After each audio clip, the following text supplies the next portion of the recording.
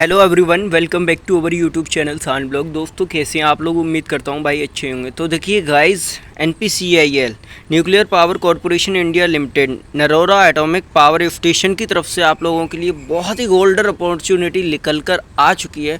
तो भाई ऐसा मौका बार बार नहीं आता, क्योंकि नरोरा में एक ख़ास बात है जो पूरे इंडिया में किसी भी डिपार्टमेंट में नहीं होती। क्योंकि इसमें जो एग्ज़ाम कराए जाते हैं वो एक ही दिन में दोनों एग्ज़ाम कराए जाते हैं, मतलब स्टेज 1 और stage 2 preliminary test and advance test दोनों एग्ज़ाम कराकर दोनों का रिज़ल्ट एक ही दिन में रात तक दे दिया जाता है। एंड फाइनल जो डॉक्यूमेंट वेरिफिकेशन होता है वो दूसरे दिन हो जाता है आप लोगों का। एंड दूसरे दिन ही फाइनल मेरिट जो कहते हैं ना कि फाइनल रिज़ल्ट कब आएगा, तो वो फाइनल रिज़ल्ट भी दूसरे दिन ही आ जाता है NPCIL नरोरा में। ठीक है, तीसरे दिन आपको भाई घर भेज देते हैं वो लोग कि जाओ, अब जॉइनिंग लेटर आएगा तब आना। तो ऐसा पूरे इंडिया में किसी भी गवर्नमेंट जॉब में नहीं होता जो इसमें होता है NPCIL में।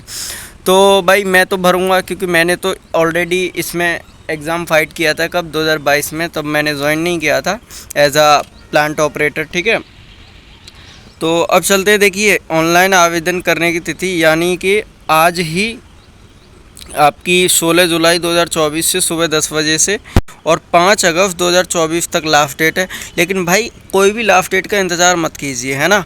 सबसे पहले मेरे चैनल को सब्सक्राइब कर लीजिए एंड आप बेल आइकन प्रेस कर लीजिए। नरोरा में मेरे 1 2 4 दोस्त हैं, ठीक है, जो एक प्लांट ऑपरेटर है, सॉरी 2 प्लांट ऑपरेटर हैं, एक टेक्नीशियन भी है, एक HR है। ठीक है, 4 दोस्त हैं नरोरा में जो कि अभी पोस्टेड हैं, प्रेजेंट में वर्क कर रहे हैं। मुझे इंस्टाग्राम पे फॉलो कर लो। देखो NPCIL, भाई NPCIL का फुल्ली एक्सपीरियंस है मुझे, है ना। तो A to Z मैं जो भी जानकारी दूंगा आप लोगों को करेक्ट ही दूंगा। तो आगे चलते हैं। देखो जो मेन पॉइंट है वो हम डिस्कस करते हैं। देखो नर्स के लिए, नर्स की पोस्ट है, उसमें एक वैकेंसी है। ठीक है, टोटल एक वैकेंसी है, वो भी PWVD के लिए, मतलब जो फिज़िकल मतलब जो फिज़िकल फिटनेस नहीं होते हैं उनके लिए एक वैकेंसी है, बैकलॉग वैकेंसी है। ठीक है, उसके बाद में category 1 stipendiary trainee scientific assistant की पोस्ट है डिप्लोमा होल्डर्स के लिए। ठीक है, 10 पोस्ट लिखनी है भाई, जिसमें कि एक SC के लिए, एक FT के लिए और 4 जनरल के लिए और 3 OBC के लिए। ठीक है, टोटल 12 पोस्ट हैं और 2 बैकलॉग के लिए। ठीक है, बैकलॉग वैकेंसी है भाई। तो डिप्लोमा वालों के लिए टोटल 12 वैकेंसी है भाई। ये वैकेंसी भी ये समझ लीजिए ऑल ओवर इंडिया के लिए, साउथ इंडिया से तक बच्चे आते हैं। NPCIL का इतना क्रेज़ है, आप लोगों को ही तो नहीं पता। देखो स्टाइपेंडरी ट्रेनी कैटेगरी सेकंड के लिए 59 पोस्ट हैं, यानी 59 तो ऐसे हैं टोटल, और एक बैकलॉग है, मतलब जो फिज़िकल फिटनेस नहीं होते उनके लिए होती है एक वैकेंसी। ठीक है, जैसे कोई उनके शरीर में कोई प्रॉब्लम है तो उनके लिए एक वैकेंसी है। तो टोटल 60 वैकेंसी हैं, जिसमें कि आपकी 28 जनरल के लिए हैं, 14 SC के लिए हैं और 12 OBC के लिए हैं। OBC के लिए कम कर दिए हैं। ठीक है, EWS के लिए 5 हैं, अलग से रखी गई हैं भाई, 10% कोटा में इनके लिए। तो गाइज़ और देखिए, टेक्नीशियन C के लिए एक पोस्ट है ओनली। ठीक है, एक पोस्ट है, वो भी जनरल में, कोई भी लड़ सकता है। और क्या क्वालिफ़िकेशन रहने वाली है सारा कुछ डिस्कस करेंगे। ठीक है गाइज, अगले पेज पे चलते हैं। देखो अब इसमें मैकेनिकल इंजीनियरिंग वालों के लिए 4 पोस्ट हैं टोटल। ठीक है, और एक बैकलॉग मिला के 4 होगी बैकलॉग, जिसमें 2 जनरल की हैं,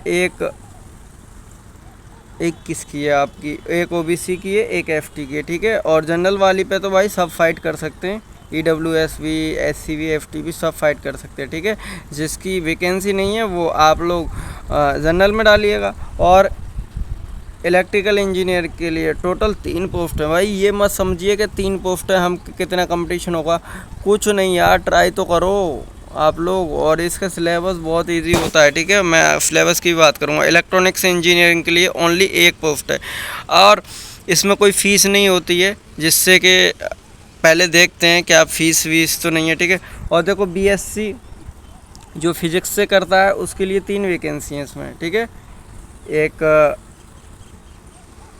एक आपकी OBC के लिए, एक EWS, एक जनरल के लिए। ठीक है, तो भाई ये मत देखो कि वैकेंसी बहुत कम है, ये कम है, वो कम है, ऐसा कभी नहीं देखना है। ठीक है गाइस, टोटल आपकी डिप्लोमा वालों के लिए 4 और 3 7 और 3 10 12 पोस्ट हैं, ठीक है भाई, PWD मिलाकर। उसके बाद में स्टाइपेंडियरी ट्रेनी सेकंड में देखो बात करेंगे हम, सबसे ज़्यादा पोस्ट हैं इसमें इंस्ट्रूमेंटेशन की, यानी 12 पोस्ट हैं। पहले हम फिटर की बात करें, फिटर में 10 पोस्ट हैं। भाई आपको फॉर्म भरना है और आज ही भरना है, ठीक है, आज या कल में भर दीजिए, कभी भी लास्ट में डेट का इंतज़ार मत कीजिएगा। फॉर्म भरने की मैं वीडियो कल बना दूंगा, ठीक है। टोटल 10 वैकेंसी हैं और इलेक्ट्रीशियन वालों के लिए 8 वैकेंसी हैं और इंस्ट्रूमेंटेशन की। मेरा जो दोस्त है ना टेक्नीशियन भी है और अभी उसकी सैलरी 80,000 1,30,000, आपने सैलरी स्लिप देखी होगी, वो नरोरा की सैलरी स्लिप पर, ठीक है गाइज। और अभी उसकी जो इस मंथ की जो चल रहा है ना, जुलाई मंथ चल रहा है, उसकी सैलरी स्लिप मैं आप लोगों को दिखा दूंगा। देखो प्लांट ऑपरेटर भाई सबसे बेहतरीन पोस्ट, जिसमें ओनली PCM वाले अप्लाई कर सकते हैं, ठीक है। 29 पोस्ट समझ लीजिए हाईएस्ट पोस्ट आई हैं इस बार, क्योंकि पिछली बार जो आई थी ना, पिछली बार 18 या 15 पोस्ट थी भाई, तो नरोरा में ये पोस्ट बहुत ज़्यादा आ चुकी हैं और सब लोग फॉर्म अप्लाई कर सकते हैं। एज क्राइटेरिया वगैरह कितना है क्या है, टोटल 60 पोस्ट हैं कैटेगरी 2 के लिए, ठीक है। तो इसमें क्या है क्या नहीं है, PWD कम दृष्टि, देखो भाई दिखा रहा है PWD के लिए, तो अभी तो हम इनको तो इग्नोर करते हैं, क्योंकि PWD में तो जो लोग फॉर्म भर सकते हैं वही भर सकते हैं, ठीक है। हमें तो चलना है अपने टॉपिक पर कि इसका सिलेबस क्या रहने वाला है। सिलेबस बहुत ही इजी रहता है वो गाइज। देखो केवल वे अभ्यर्थी जिनकी प्रासंगिक अपंगता है, इन्होंने कहा है कि जो जिनकी 40% से कम नहीं है ही, यानी 40% से ज़्यादा होनी चाहिए, वही इसके लिए एलिजिबल है। क्या? Medical fitness. पद का नाम और योग्यता देखो गाइज, नर्स पोस्ट के लिए 12th होनी चाहिए, तथा नर्सिंग है ना 12th and diploma in nursing and mid wifery, ठीक है, 3 साल का होना चाहिए, या फिर BSc नर्सिंग से होनी चाहिए, या फिर nursing certificate with 3 year experience in hospital. ये फॉर्म अप्लाई कर सकते हैं। Nursing assistant class 3rd and above, ठीक है गाइज। नर्सिंग के लिए ये डिप्लोमा होल्डर्स के लिए देखो 2 year HSC approved by AICTE with not less than 60%। देखो 60% आपके मार्क्स होने चाहिए इसमें, ठीक है, डिप्लोमा में। भाई डिप्लोमा वाले सब लोग फॉर्म अप्लाई कीजिए जिसमें डिप्लोमा में 60% मार्क्स होने चाहिए आपके। 2 years diploma through lateral entry to second year after. देखो जो लेटरल एंट्री से डिप्लोमा करते हैं वो लोग भी फॉर्म अप्लाई कर सकते हैं गाइज, ठीक है। कम से कम HSC या HSC स्त्री में अंग्रेजी एक विषय में होनी चाहिए। इन्होंने बताया है कि या तो हाई स्कूल या 12th में, यहाँ पे बताया या तो हाई स्कूल या 12th में इंग्लिश सब्जेक्ट ज़रूर होना चाहिए, ठीक है। अगला है साइंस वाला, विज्ञापन स्नातक। ये क्या है? कैटेगरी 1 में स्टाइपेंडियरी ट्रेनिंग साइंटिफिक असिस्टेंट के लिए science graduates, BSc with minimum 60%, ठीक है, फिजिक्स से होनी चाहिए या केमिस्ट्री या मैथ्स से, स्टैटिक्स इलेक्ट्रॉनिक्स एंड कंप्यूटर, ठीक है, या विद फिजिक्स केमिस्ट्री मैथ, यानी BSc होनी चाहिए भाई, या तो PCM से होनी चाहिए, ठीक है, बायो वाले नहीं लिए जाएंगे। 12th तो भाई हर कोई करता ही है। इंग्लिश होनी चाहिए या तो 10th में या 12th में, वो तो सभी के एग्ज़ाम्स में होती है, ठीक है। अब बात करते हैं कैटेगरी 2 की। कैटेगरी 2 में 10th प्लस ITI होनी चाहिए। देखो 10th प्लस ITI होनी चाहिए, 2 ईयर ITI सर्टिफिकेट है ना, रिलीवेंट रेट, जिसमें कि इलेक्ट्रीशियन से मेरी भी है और मैंने पोस्ट ग्रेजुएशन तो कर ही रखी है, जैसा कि आप लोगों को पता है। यार जल्दी से लाइक कर दो यार, ऐसी वैकेंसी आपको हर बार देखने को नहीं मिलेंगी।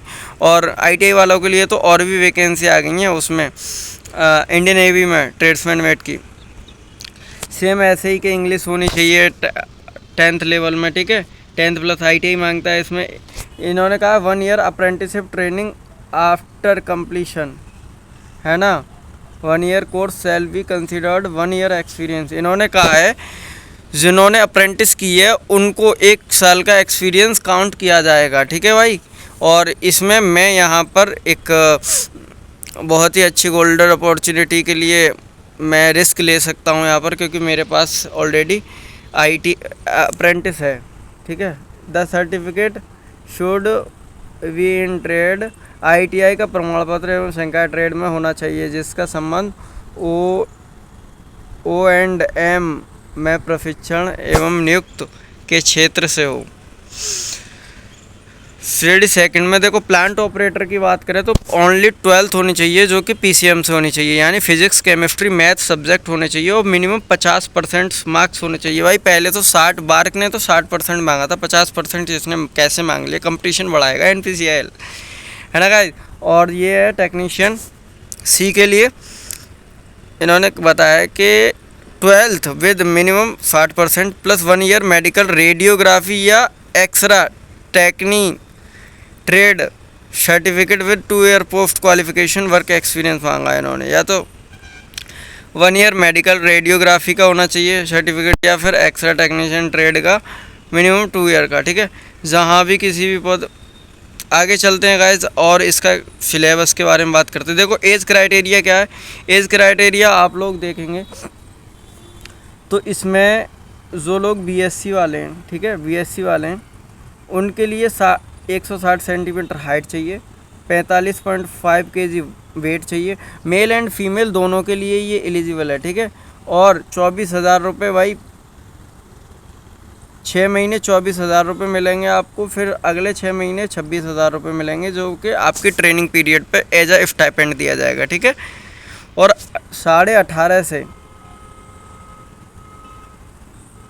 प्रशिक्षण की अवधि 18 महीने है भाई, मतलब 1.5 साल की आपकी ट्रेनिंग होगी जिसमें 6 महीने तो आपको 24,000 रुपये पर मंथ दिए जाएंगे, फिर 26,000 रुपये पर मंथ दिए जाएंगे, ठीक है। अगला है श्रेणी सेकंड के लिए, मतलब कैटेगरी 2 के लिए, अभ्यर्थी की न्यूनतम लंबाई 160 सेंटीमीटर होनी चाहिए तथा न्यूनतम वजन 45.5 kg, 24 साल एज है मैक्सिमम है क्या, नहीं सॉरी, ये ट्रेनिंग है 24 महीने, ठीक है, यानी 2 वर्ष, 2 साल की आपकी ट्रेनिंग होगी। पहले साल में 20,000 रुपये दिए जाएंगे, सेकंड ईयर में 22,000, और भाई इससे भी बढ़कर पैसे मिलते हैं, ठीक है, क्योंकि मेडिकल वगैरह ये सब अलाउंसेस और बहुत सारे अलाउंसेस लगा के बहुत अच्छी सैलरी आती है भाई। मैंने सैलरी स्लिप दिखा रखी है कैटेगरी 2 वालों की। देखो एज लिमिट की बात करें तो 18 से 30 साल नर्स के लिए, और देखो ग्रेड पे लेवल 7 का दिया जाएगा भाई, पे मैट्रिक भाई बहुत हाई लेवल दिया जा रहा है, ठीक है। और 18 से 25 साल है जो ग्रेजुएशन वाले हैं, यानी डिप्लोमा होल्डर्स के लिए एंड ग्रेजुएट्स वालों के लिए 18 से 25 साल एज रखी गई है। और अगला है स्टाइपेंडरी ट्रेनी सेकंड के लिए 18 से 24 साल है भाई, एज रिलैक्सेशन भी मिल रहा है इसमें, ठीक है, एज रिलैक्सेशन देखेंगे। देखो टेक्नीशियन के लिए 18 से 25। और अगला है नर्स की बात कर लीजिए, देखिए नर्स में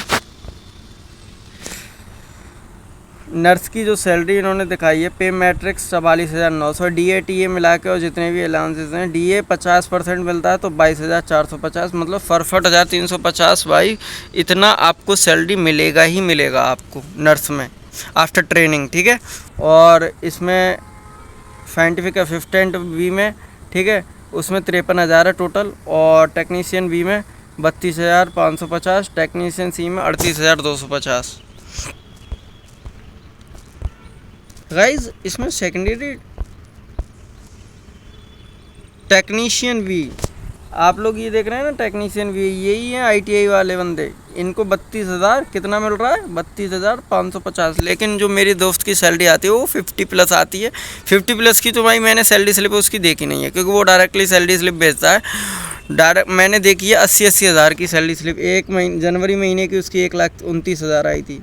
यकीन नहीं हो तो जाके चैनल पर देख लो, डली हुई है भाई, काफ़ी अलाउंसेस मिल जाते हैं इसमें, ठीक है। और देखो एज रिलैक्सेशन कौन कौन भर सकता है, जो आपके SC FT वाले हैं 5 साल का आपको छूट दिया जाएगा, मतलब अगर आप 18 से 25 साल, 25 भी हो रही है तो 5 साल यानी 30 साल तक आप फॉर्म भर सकते हैं। 3 साल का OBC के लिए, बेंचमार्क के लिए यानी PWBD के लिए 10 साल का है, और PWBD अनुसूचित जनजाति SC FT वाले 15 साल का, PWD OBC वालों के लिए 13 साल का, ठीक है। एक्स सर्विसमैन के लिए 5 वर्ष, पूर्व सैनिकों एवं CO SEO के लिए अधिकारियों के मामले में ऊपरी सीमा में वर्तमान नियमों के अनुसार 5 वर्ष की छूट दी जाएगी, ठीक है, इनको 5 वर्ष की है। देखो विधवा, विवाह, विक्षेप, इन सब के लिए 35 साल तक ये फॉर्म अप्लाई कर सकती हूँ। अब सिलेबस की बात करें, मेन तो आता है सिलेबस। भाई मुझे पूरा बताना पड़ता है यार। देखो सबसे पहले हम बात करते हैं इसकी डिप्लोमा वालों के लिए, ठीक है, साइंटिफिक असिस्टेंट के लिए आपका टेस्ट होगा, ठीक है, रिटन टेस्ट होगा और दूसरे दिन इंटरव्यू हो जाएगा। शाम को रिजल्ट आएगा, दूसरे दिन इंटरव्यू हो जाएगा। लिखित परीक्षा आपकी 1.5 घंटे की होगी, ठीक है। लिखित परीक्षा OMR एवं कंप्यूटर आधारित टेस्ट CBT पर होगी, लेकिन भाई OMR सीट पे होती है, ठीक है। इन्होंने यह लिखा है OMR सीट पे होती है, OMR सीट पे, क्योंकि ये लोग एक ही सेंटर बनेगा भाई नरोरा में, बस एक ही सेंटर। देखो कैटेगरी 2 के लिए, कैटेगरी 2 में आपका पहले प्री होगा स्टेज 1 में, फिर 1 घंटे का होगा ये, फिर 2 घंटे का एडवांस टेस्ट होगा, स्किल टेस्ट होगा। स्किल टेस्ट प्लांट ऑपरेटर में नहीं होता है, बाकी इलेक्ट्रिशियन, ट्रेड, ये जितने भी हैं, इंस्ट्रूमेंटेशन और फिटर वालों का स्किल टेस्ट होता है, ठीक है। प्लांट ऑपरेटर में स्किल टेस्ट नहीं दिखाया, देख रहे हैं ना आप लोग। इसमें सिर्फ 1 घंटे का स्टेज 1 होगा, 2 घंटे का स्टेज 2 होगा, ठीक है, एडवांस टेस्ट होगा। टेक्नीशियन, एक्सरा टेक्नीशियन के लिए तो चलो ये तो मतलब नहीं है, इसकी एक ही पोस्ट है। देखो लिखित परीक्षा में श्रेणी 1 के लिए 50 क्वेश्चन आएंगे भाई आपके डिप्लोमा के, और आप लोग अंदाज़ा लगा लीजिए बहुत सारे पेपर्स में 50 नहीं 150 क्वेश्चन 300 आते हैं, ठीक है। 50 क्वेश्चन आएंगे ओनली डिप्लोमा के। फिर आपका इंटरव्यू होगा, और जो लोग BSc वाले हैं वो उनके भी 50 क्वेश्चन आएंगे BSc से रिलेटेड, ठीक है। पेपर आपका 1.5 घंटे का होगा। परीक्षा एक क्वेश्चन 2 नंबर का होगा, ठीक है, अंकों की संख्या 2 होगी। और नेगेटिव मार्किंग, अगर नेगेटिव मार्किंग वाई 0.5 अंक काट लिया जाएगा, मतलब 2 गलत पे 1 सही। नेगेटिव मार्किंग बहुत अच्छी है, और इसमें आपको 40% जनरल वालों को लाने हैं और 30%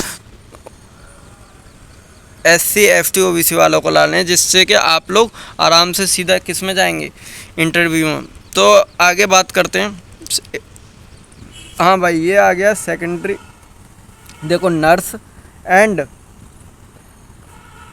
category 2 stipendiary training, category 2 plant operator और ये जितने भी ITI वाले हैं सब लोगों का सिलेबस क्या है। देखो 20 क्वेश्चन आपके मैथ के आने हैं, जो कि एप्टीट्यूड होता है। कभी भी NPCIL यार सिलेबस ऑफिशियली नहीं डालता है। और 20 क्वेश्चन साइंस के आएंगे, जिसमें फिजिक्स, केमिस्ट्री, बायो आ जाती है। 10 क्वेश्चन GK के आएंगे। टेंशन मत लीजिए, बहुत ईजी पेपर आता है, ठीक है। 1/3 की नेगेटिव मार्किंग होगी, 3 गलत पे 1 सही, ठीक है। पहले शायद 4 गलत पे नहीं, 3 गलत पे 1 सही था, ठीक है। जिसमें कि आपको जनरल वालों को 40% लाने, और EW SC ST OBC वालों को लिए 30%। और हाँ, एक क्वेश्चन 3 नंबर का होता है, मतलब 150 में से आपको अगर 30% माना जाए तो सिर्फ 45 नंबर लाने हैं पास होने के लिए, जिसमें कि आप स्टेज 2 में चले जाएं। और भाई पहले इसका स्टेज 1 होता है, फिर उसका रिज़ल्ट आएगा ठीक 1 से 1.5 घंटे में, उसका रिज़ल्ट आ जाता है वेबसाइट पे, वहीं पर आपको रोका जाता है। और उसके बाद में ठीक आधे 1 घंटे बाद सेकंड पेपर करा दिया जाता है, उसका पेपर रात में उसका फाइनल रिज़ल्ट आ जाता है, ठीक है।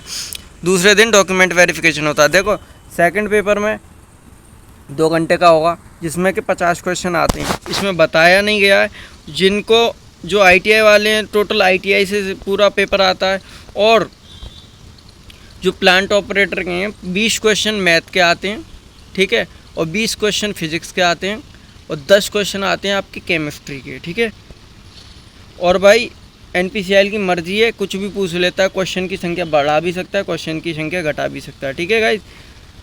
और तो आप लोग इसकी प्रक्रिया देखिए कितनी। देखो स्टेज 3 अगले ही दिन होता है, स्किल टेस्ट या डॉक्यूमेंट वेरिफिकेशन या फिजिकल स्टैंडर्ड टेस्ट, जिसका फिजिकल तो बहुत कम ही लोगों का होगा, मतलब सारी चीज़ें दूसरे दिन ही स्किल टेस्ट मतलब स्टेज 3 में करा दिया जाएगा भाई, दूसरे दिन ही होगा सब कुछ।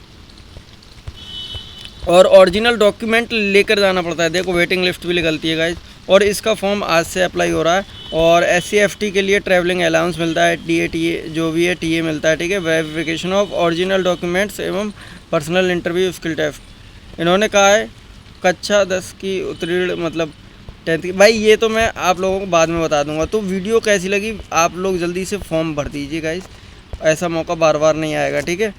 वीडियो कैसी लगी आप लोग ज़रूर बताइएगा मुझे, और धीरे धीरे हम सारा कुछ डिस्कस करेंगे। Okay, thank you so much.